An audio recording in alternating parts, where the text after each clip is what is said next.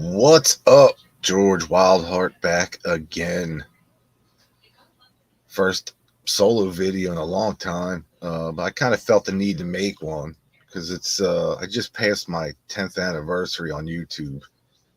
From my first video. It was April 21st, 2012 was my first video. Seems like yesterday, but I haven't been posting obviously solo videos too much lately. I've been working with Greeno over at Man Cave of Doom website. Or channel, I should say. We kind of do our updates on that channel as far as vinyl and stuff goes, but um, we haven't done one in about a month now. Um, I've had a lot going on here with the shop. One of my partners there had hip replacement surgery, so I've been in the shop more than usual. Um, and just trying to find time for the family and that kind of thing. So, anywho, I figured I'd show you a bunch of new bootleg vinyl I got over the last couple months, I guess. There hasn't been too much new releases that I've been into as far as regular stuff goes. Unfortunately, I figured there'd be a lot more albums out this year, but anyway, I'll show you the first couple things I picked up, the regular titles, and mostly I think are reissues anyway. But the first thing is the Count Bishop's self-titled. Um, if you like punk, you'll love these guys. Early 70s, or I'm sorry, 77, I think this came out. Now, this was the first title ever released on the Chiswick label in Europe, I believe, um, just prior to the first Motorhead record. But these guys were like, if you like the Ramones and that type of 77 sound, I would definitely, if you haven't heard the Count Bishops, which I'm one of these guys that never heard this album until the last couple years, I think. I didn't know anything about them. I remember seeing the album here and there, but good luck trying to find the first press of this one. But really killer. This is a reissue that just came out on the Chiswick label. 180 gram, I think. Maybe not. No, I don't think so. But really killer, and it's on CD too. And I think their second album's on CD as well. But I'm not sure if it's been reissued. I don't think so. So this came out basically, if you're watching this later on, this came out in May 2022 as a reissue. Next up, my favorite album this year so far.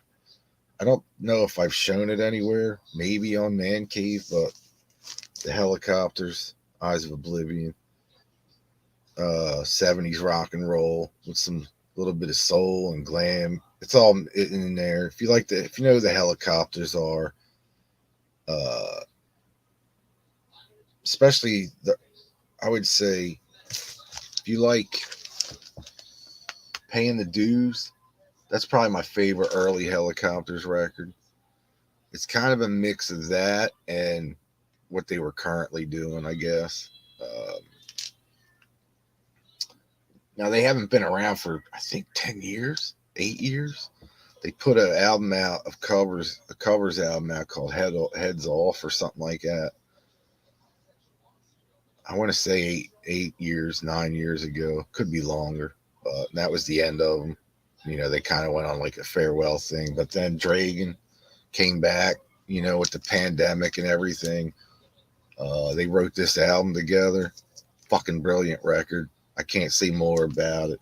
This is actually the clear LP with the poster, the first press. You can't get these anymore. I've been trying to get them back for the store, but no luck. Um, However, there is a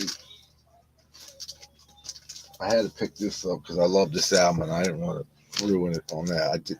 This is the newest press. It's silver and gold split. Um, Now I will tell you there's no poster in this one like the first press, and the album jacket's not as heavy cardboard as the first press. It's almost, but you could tell it's smaller in cut size and everything. I actually I put them back to back, and you can see it. But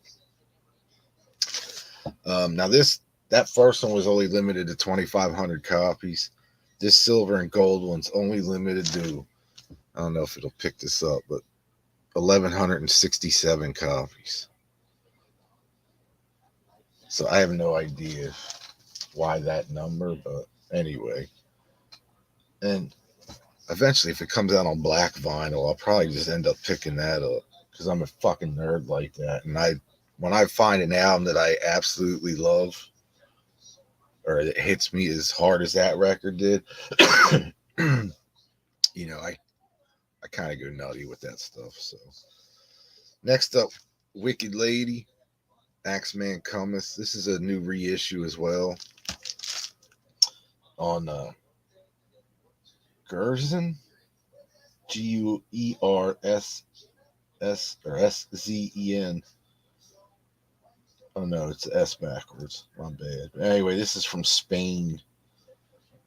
Um, and this is a band that recorded all the stuff on here was recorded between 1969 and 1970. I want to say 72, maybe 71. They got boobies out. I just noticed that. Sabbathy, early Sabbath sound and stuff, really killer.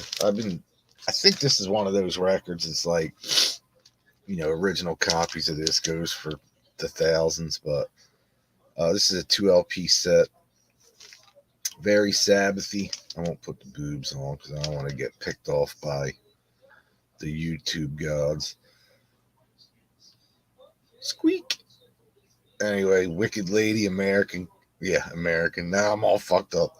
Axeman Cometh. Really killer. If you haven't heard this yet, definitely check them out. You can find all this shit you can listen to on YouTube.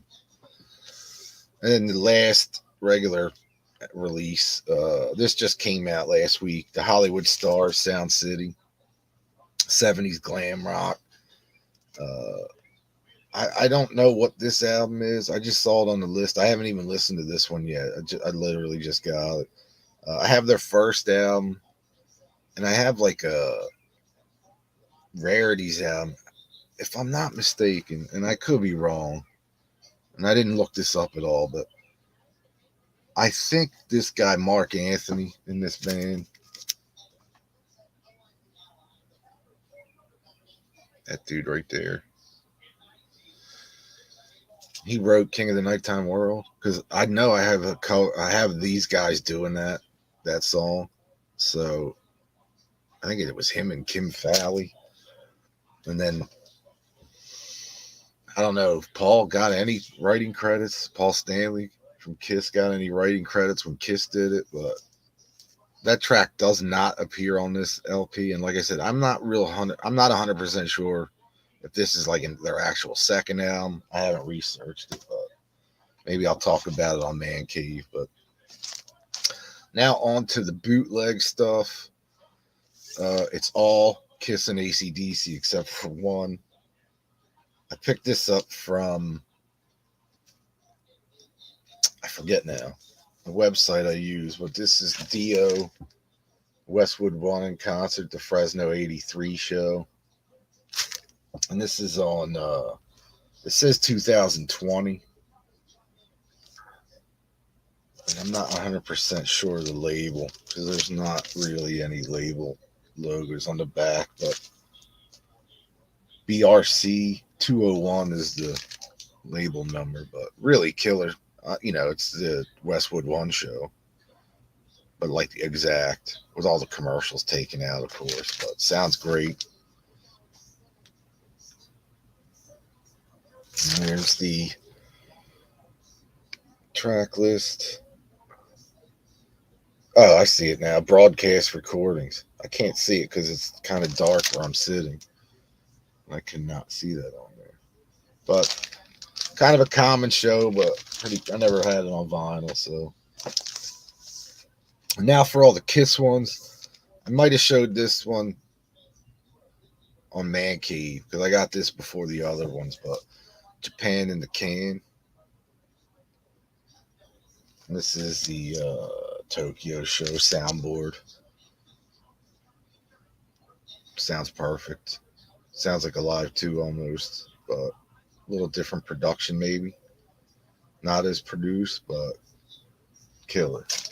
I suggest any vinyl piece that you find with this show on it, which would be now this one says 4477, but I've seen 4177 as well. But definitely the soundboard. Alive in Amityville, 1973. Now this is an audience, I believe. Yeah, this is the audience recording, but it sounds pretty killer for an audience, especially the early show like this.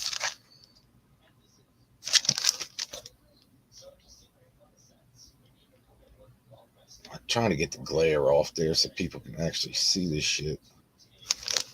Killer, and these were all four together. Like I got all four of these thanks to Greeno. I think he turned me on to these titles somewhere, but two of them were sold out, and then they got them back in, and I got the other two like the week later. So I got all four of them, but I don't think they've gotten them back in stock since. Anyway, here's a live in East Lansing, October 74. This is a soundboard. And they're all on that Verne Records. Verne. Verne. I like to say Verne, but it's Verne Records. But so they do like really killer work on these things. And they're getting harder to find, especially that label. Unless I'm missing stuff, which I probably am because I haven't been keeping up on any of the other bootleg stuff lately. Because I've been so, running around like an idiot. So next up, early studio demos March through October of 73. And this is again on that Verne Records. Verne Records. This has those studio tracks. Well, actually, I want to say the first 5 tracks of the demo, and then 6 through, and then all side B is like rehearsals from the loft. That sounds pretty good. So there's that. And the last Kiss is Alive in Detroit, 76. This is a double.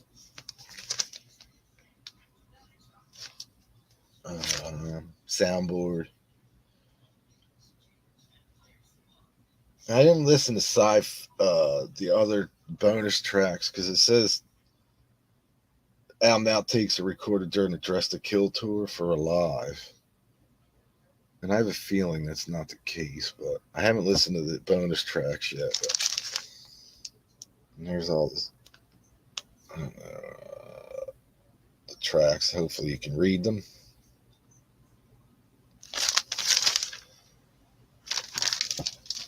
And last, Kiss related anyway. I got this. I want to say I probably got this 10 years ago now. But I just found it again in my collection. And I kind of forgot about it. And I've been listening to it I listened to it a couple times since finding it. But I figured I'd just show it. I might have shown it. Again, I can't remember shit anymore. So that's the Frehley's Comet, Back in the Groove. And the story behind this one, when I was a kid, I was probably 14. Yeah, 1985. I was 14. And I was at a record show here every Thanksgiving. They still put it on, but it's nowhere near as cool and big as it once was. But the record show used to take up the whole bottom floor of a casino that's now, what is now a casino. Back then it was just a hotel.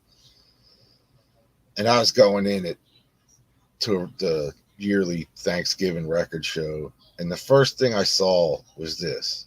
Some guy had it behind him on the wall, and back then he wanted like, I don't know, probably $30 for it. And in 1985, as a 14-year-old, $30 to you is like might as well be $1,000. But it always stuck in my head because I followed Freely's Comet through all the back then it was Kiss newsletters and fan magazines. Probably there was no internet or email and that kind of shit, so there was no way. Once I knew, I wouldn't, I kind of figured at the time that it wasn't a real piece, because Freely's Comet hadn't put anything out. I don't even think they'd even been out in the music magazines yet, to be quite honest. If it was the very beginning, because I think this is the very first, if I'm not mistaken, this is the very first Freely's Comet show from 1985. And this is on the Flat Earth Society records, or I'm sorry, Happy Frog Records, but it says join the Flat Earth Society. I guess it was his thing. And here was the first promo poster that Ibanez, I believe it was, had done an Ace Frehley model. And I had this poster. I remember seeing this poster or seeing this ad which I still have the ad, in Circus or Hit Parader back then. And that was the first time I had seen Ace without his makeup. It was that, as a kid. So I was all in, like he was back. And then I saw this record, couldn't afford it. And I never, ever saw it again until about 10 years ago. But it's an audience. And for the time, it was like, it's pretty, killer sounding. But this was always, one of those albums that sticks in your head when you're a kid that you can't afford and you finally get it as an adult. And it took me that long, but I figured I'd share that little story. All right, and the rest are AC/DC boots. Of course, there's only 5. Like I said, only. This one's killer. This is from the Irvine Meadows 86 soundboard. Double LP set. Red vinyl. Limited to 500 copies, I think. Yeah, on red vinyl. I got number, can't see it, 225. It's already out of print, but I'm sure, like they do with all these, there'll be a black vinyl one or a blue vinyl one or something. But killer double LP, like I said, and this is on, man, I really can't see shit today. I forget what label this is on. Doesn't say. But anyway, really cool packaging, great cover, I thought. Next up, Reunion in Dallas, Texas 85 broadcast, soundboard. This is just black vinyl. And you can find this, I think, pretty cheap. I think you can find this for around 25 maybe. If you look in the right places. It's still out there. But if you like Brian Johnson era, I have obviously more Bon Scott era stuff on vinyl, and these two just came out for cheap. These were 20 each. And that's Shot Down at the Big Easy 2 LP. Actually, it's a 4 LP set, but it's volumes 1 and 2. Radio broadcast from New Orleans. There's some bonus tracks on here that, again, I haven't listened to. I only listened to volume 1 so far, and it sounds great. Sounds like a radio broadcast, but no bullshit. But this is on Parachute. Like I said, these are semi-easy to find, like Reunion in Dallas. And the last one, this was a bitch to find. This took me a while. And my son goes over to the record store at the mall, which I don't go to that much. It is an independent store, but it's overpriced to me. Just to me, to me, I know they have weird shit there, but I know if I go there and I have $100, that I'll walk out of there with $100 worth of records. It's just it. I at this point, I just don't. I haven't done that in a long time now. I have to be looking for something very specific for me to even go over there to look, and it has to be one of those things. That I'm in and out, because if I get looking, I'll find weird shit, bootlegs, whatever you want to call them, and I'll pay top dollar for them, and then get home and find them for half the price online. So I just rather not tempt myself. So my son goes over there about 2 months ago, and he comes home. He's like, "Yo, I got this. I picked this up. You probably already have it." And I was like, "Oh, cool. What is it?" And he pulls it out, and it's this. Come on, focus. And it's AC/DC. It's a brand new, uh, newly discovered radio show from 1978 from Illinois, uh, at the Beginnings nightclub, and it's a radio broadcast. I got so excited I dropped my mic. It's a radio broadcast. There's only 500 of them. There's no label associated with them. I mean, this is one of those like true bootleg ones. It says limited to 500 copies on Riff Rocker Records. So I figured, right on. I'll be able to get that. And then um, nowhere. I couldn't find this thing even on my bootleg sites that I visit for the top dollar stuff. So I waited like a month, started searching again, nothing. And then of course my son's been trying to get me another copy from the shop, and no luck. They haven't been able to get one. So it's really one of those ones that's impossible to find now, at least right now. Again, an amazing soundboard. Uh, I would give it like an 8 out of 10 sound wise. But it's just to find, what is this, 42, 44-year-old radio show that's just been sitting around somewhere after all these years, and it's AC/DC. It's this club in, near Chicago, I guess, in Illinois. But if you can find this, I would suggest, if you're an AC/DC fan, grab this. The going rate as of right now, he paid 50 for his. I found this for 37, but I had to pay 25 for shipping. So I paid 57 basically for this, or whatever. I don't do numbers very well. But if you can find this, definitely check it out. It's well worth the hunt, I would say. And the feeling after I found it, and especially I found it for a good price. I don't mind paying that much for shipping, because it's almost around the same. But so if you see any weird AC/DC shit out there, shoot me a line. You can find me on Facebook or send me a message on here. But anyway, that's all the new shit as far as music goes. I have CDs and stuff, but I'm going to save all that shit for another video or for Man Cave.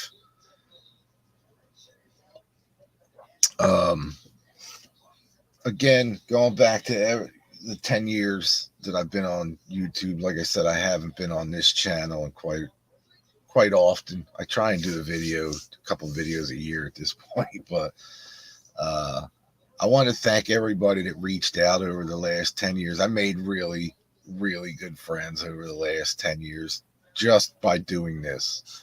I don't have a major subscription count. I don't care about that kind of thing. Never did.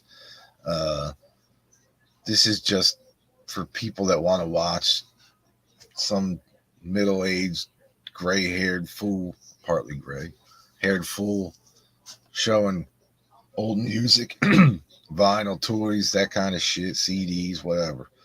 I try to stay young in the head by doing all this shit, and so far it's worked. I guess I don't know. I'm way immature still, and I continue to be. I only continue to get worse as I get older because that's when I hear the filter comes off. So, cheers to another 10 years. I don't drink anymore, so I have other, what do they call, bad habits. But this is normal life anyway. Anyway, Greeno, I want to especially thank you, man. Out of everybody on here, you have been one of my best friends over the last 10 years. And we've only met a handful of times face to face, but emails, talking, texts, phones, doing man cave. Uh, it really is like I have not only a twin brother, not, but like we were separated at birth somehow. I don't know. It's weird. I know we are a couple years difference, I think, in age, but it's weird. Like you have that kindred spirit kind of thing going on, and you have a doppelganger or a twin out there, and I think Greeno's it for sure. Um, man, there's so many people. Vance, our new co-host on Man Cave of Dew, we will be having Vance's first episode as the official co-host coming soon. Uh, I don't talk to Vance as much as I want to or like to. Uh, he Vance is a sweetheart of a dude. He really is, and we've never met face to face.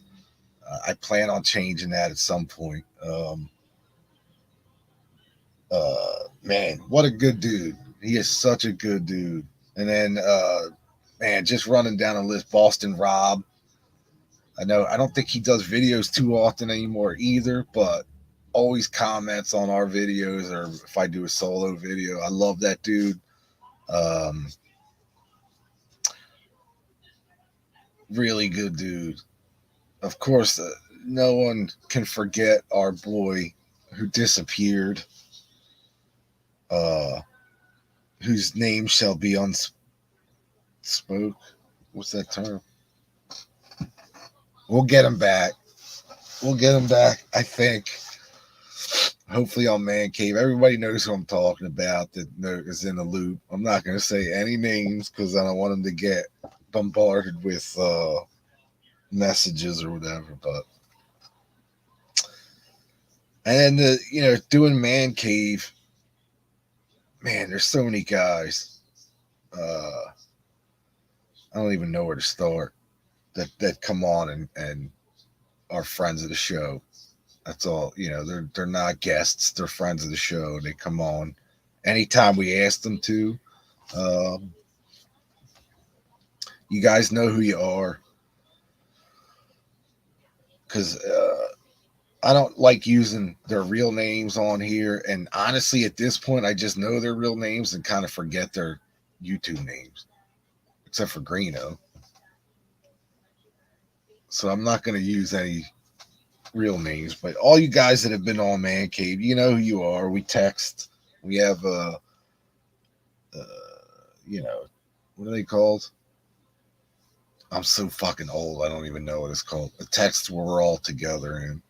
A together text, because I don't know what that's really called. Group text? Is that right? Anyway, I just smoked, so I'm fucking high right now. But anyway, cheers to another 10 years. I love all you guys that watch this. I really do. I try and get back to people as much as I can. Um, anyway, it's enough mushy shit. But Greeno, my brother, I want to thank you. It was you that had me start doing videos by watching your first couple videos. I'm like, man, this guy's got the same shit I do. Let me kind of piggyback on him and try to get my start anyway. And it was a rough start. I did not know what to say in front of a camera then. I still don't. I get nervous in front. Not nervous, but I wing all this shit. There's no scripts, no, I don't write shit down, so I'll forget shit halfway through. And that's just like maybe I don't know, maybe the fun of it is I forget shit, and who knows. Anyway, enough. Thank you all for watching. I really do appreciate it. Uh, I'll see y'all real soon. Man Cave will be back real soon. Again, Greeno, thank you, my brother. If it wasn't for you, I wouldn't be doing this. And obviously, we wouldn't be doing Man Cave together. So you're the guy that started it all. So blame Greeno, which I always do when he sends me texts and I spend $200 at some metal, online metal website. I'll just text him thanks a lot, pal, or fuck you, bro, or something like that. Like, thanks for making me spend a couple $100. Anyway, that's it. That's all I'm gonna ramble. I'll see y'all real soon. I'm gonna try and keep doing videos here and there, but I'm getting back into the swing of things at the shop. The partner's coming back here and there.